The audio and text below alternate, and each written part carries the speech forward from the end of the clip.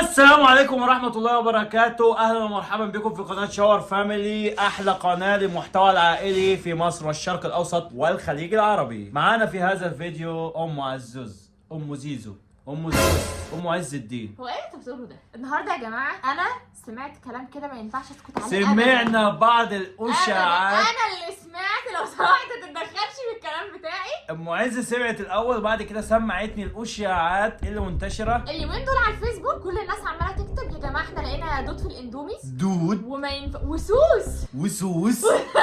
فبجد يعني انا باكل اندومي دايما وما لقيتش ولا حاجه، بس يعني بقالي فتره مش باكله، فقلت لا بقى انا هجيب كل الاندومي بقى. بصراحه يا جماعه، بصراحه يا جماعه، يا ام عزوز كانت بتاكل اندومي بس ما كانتش بتبص فيه. بعد ما سمعت الاشاعات بس ان شاء الله انا ما كنتش دود يا جماعه، انا ان شاء الله ما كنتش كلت دود. احنا قررنا ان احنا نختبر كل الاندومي اللي موجود في السوق، جبنا بالظبط كل كده. الانواع وكل الاشكال هنمسكهم بقى وهنطلع. كيس بقى.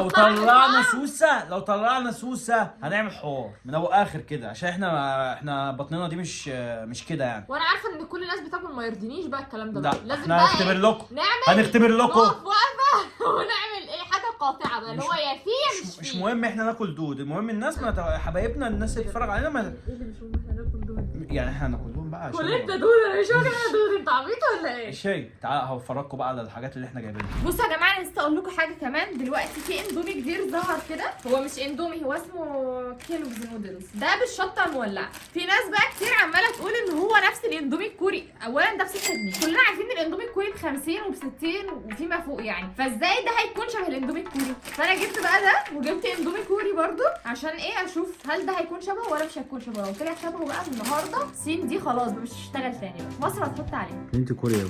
كوريا؟ ايوه اندومي كوري، هو اسمه اندومي كوري.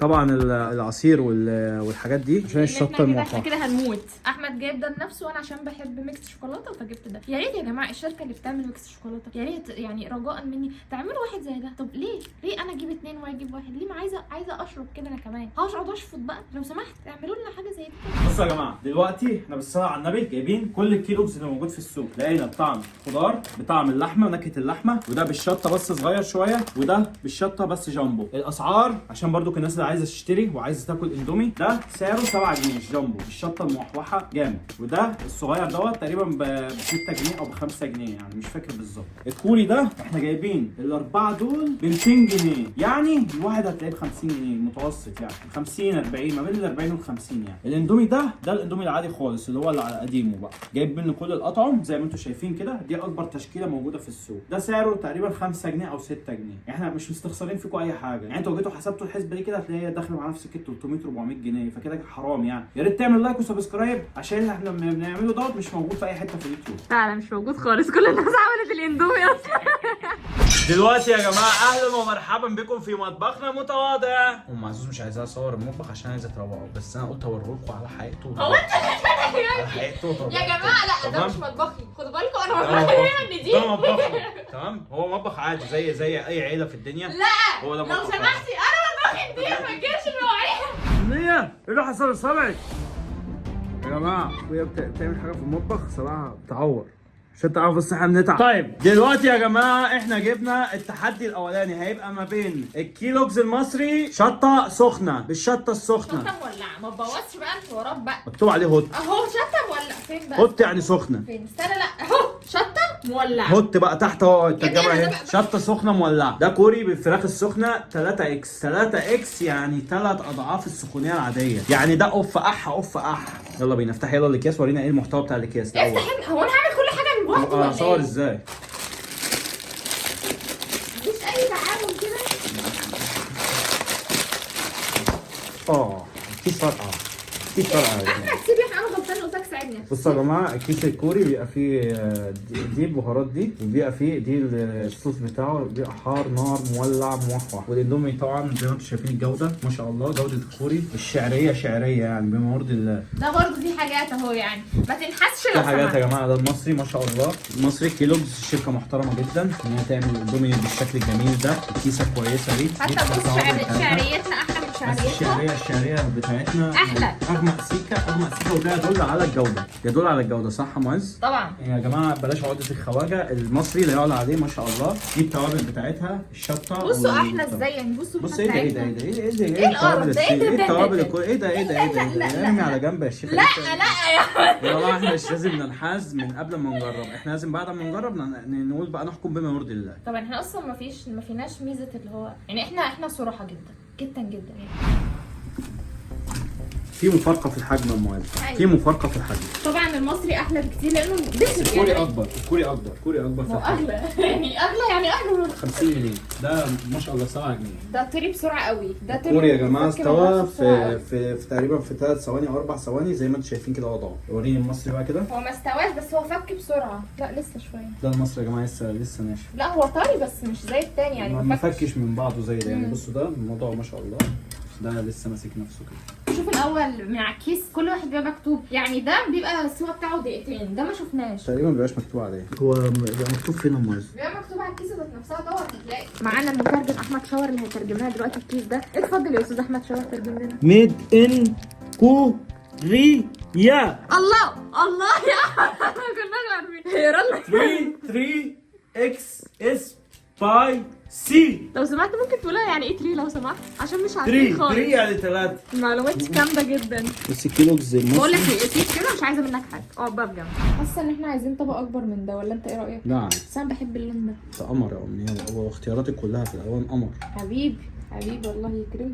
لازم تعاملوا الحريم كده يا جدعان، اي حاجه حلوه وحلال ان انتوا لو هتكدبوا عادي. يعني انت بتكذب يا احمد؟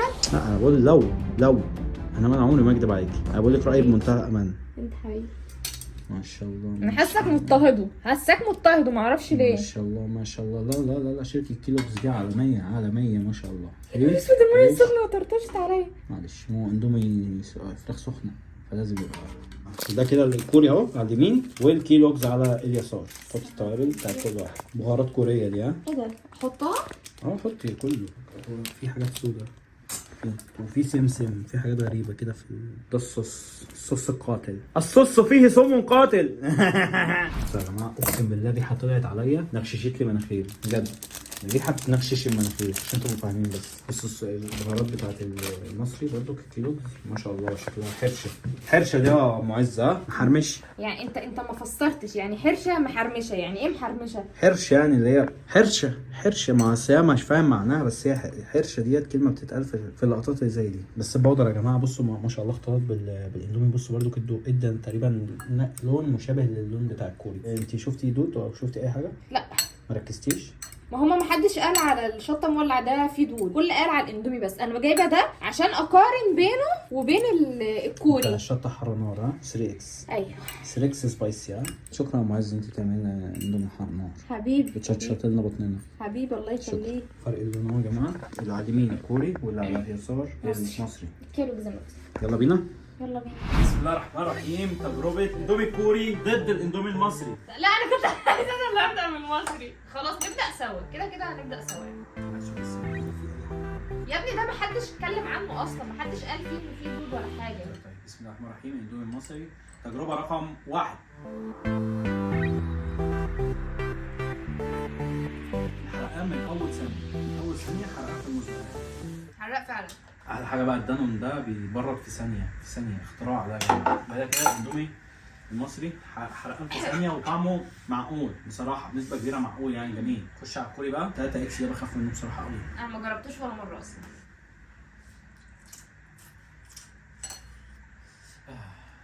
ها؟ خايف شكله. قولي بس.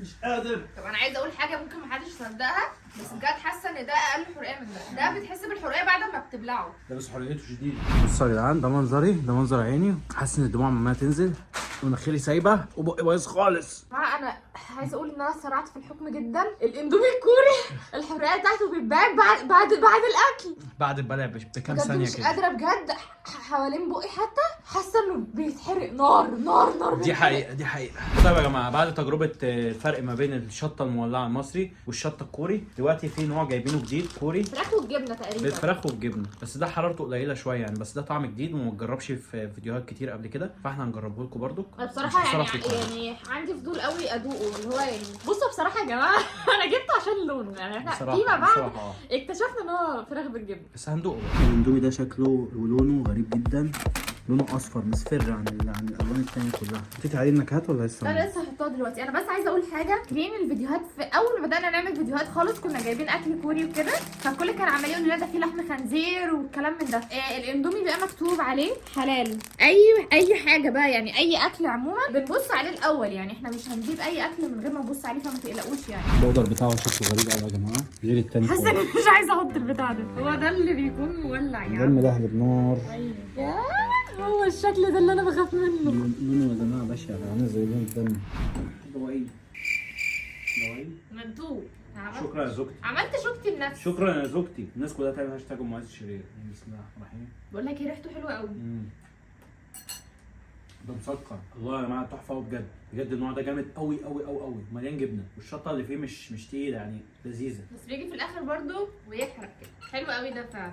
الشطه فيه محتمله يعني، الطعم فيه طعم باين غير الشطه. والجبنه اللي فيه شكلها جامده قوي قوي قوي قوي قوي قوي قوي بجد.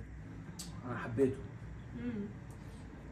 يستاهل 50 جنيه يا جماعه. بصوا يا جماعه، طبعا احنا امبارح ما قدرناش ان احنا نكمل لكم الفيديو، لان احنا امبارح كان عندنا مناسبات مهمه جدا، وكان المفروض ان احنا نجيب عزوز لان هو كان عند حماتي. فالنهارده قررنا ان احنا نكمل لكم الفيديو، واهم جزء في الفيديو اللي هو هو اهم حاجه ان هو كداب، هو ما قدرش يكمل الفيديو عشان هو بطنه وجعته من الشطه، اللي هو اصلا اللي هو ده هيقول ايه هاكل وهعمل، وهو اصلا بطنه وجعته من الشطه. عشان كنا كان لازم نجيب ابننا عزوز برضو من عند حماتي برضو. أيوة عشان ما كانش أيوة. بيبقى ينفع يبات بره. عزوز معانا اهو، جه اهو. عزوز عزه ما تكلموش يا عز. عزه. طبعا يا جماعه دلوقتي في مرحله النوم، وعلى فكره بدا يزحف، وهوريكم ان هو بدا يزحف ان شاء الله، بس ممكن في الفيديو الجاي باذن الله. دلوقتي بقى مرحله البحث عن الدود في الاندومي. انا بس نسيت اقول لكم كل سنه وانتم طيبين بمناسبه السنه الجديده، ويا رب السنه الجديده دي تحقق كل اللي نفسكم فيه، واحنا كمان نقدم لكم احسن حاجات ممكن تتفرجوا عليها في الحياه كلها. يلا بينا. بصوا يا جماعه، دلوقتي احنا هنبدا نفتح اكياس الاندومي وهنبص فيها قبل ما نسويها. لو عرفنا نلاقي فيها حاجه خير وبركه، ما عرفناش نلاقي فيها حاجه هنسويها ونبدا ندور فيها وهي ايه مفتوحه. ده كيلو كده. ها يعني لا مش فرفته، يعني انت بتفتحها نصين كده. شايف حاجه؟ لا انا مش شايف. لو انت لسه بتتفرج علينا لحد دلوقتي يا ريت تعمل لايك وسبسكرايب. لا مش شايفه برضه. خلينا ندور كده، لو في دود هيجي في ايدي انا. طب امسكي انت صوري وانا في ناس بتقول ان الزيت ده الصوص ده بيبقى فيه سرطان، فيا ريت ما تستخدموش. لو انت حابب تاكل اندومي يا ريت ما تستخدمش ده عشان بيبقى فيه سرطان. انت جبت بقى معلومتك دي منين بقى؟ ومعلومات بتجيبها منين يعني؟ معلومات من على النت. من حد موثوق بقى ولا اي هري؟ دكتور في السرطان برضه مفيش حاجه. ما شاء الله. بقول لك ممكن اصلا يكون الدود هنا، يعني لان اللي شاف ما شافش غير وهو عمل الاندومي بعد ما سواه، فممكن ان الدود بيكون في الطعم ذات نفسه. ما احنا هنجرب، هنعمل اندومي وهنسويه وهنحط عليه الطعم وهنشوف. الزيت ده يا جماعه ده اللي فيه السرطان كله، ده اللي فيه السرطان كله. يا ريت ده ما انت تستخدموش. ظالم، ده الزيت ده زمانه بيدعي عليك دلوقتي. مفيش اي حاجه باينه. طيب هنحط كله في الميه. يلا الاندومي كله استوى في الحله زي ما انتم شايفين كده. هنصفي الميه عشان لو فيها اي حاجه تظهر قدامنا. هنحط في الصفايه. احنا هنحاول نبص في الميه كده، نحاول نطلع شويه ميه كده نشوف فيهم ممكن يكون فيها اي حاجه مثلا متبقيه في القعر او حاجه، بس هي شكلها شكل الميه نضيف ما فيهاش اي حاجه خالص. هي الحاجات الصغننه دي حتت من المكرونه. ما فيهاش اي حاجه يعني. مفيش حاجه في الميه. نحطها برده في الحوض، ممكن ايه حاجه تبان مثلا وهي الميه بتنزل ولا حاجه، بس الميه شكلها نضيف برده مفيهاش اي حاجه.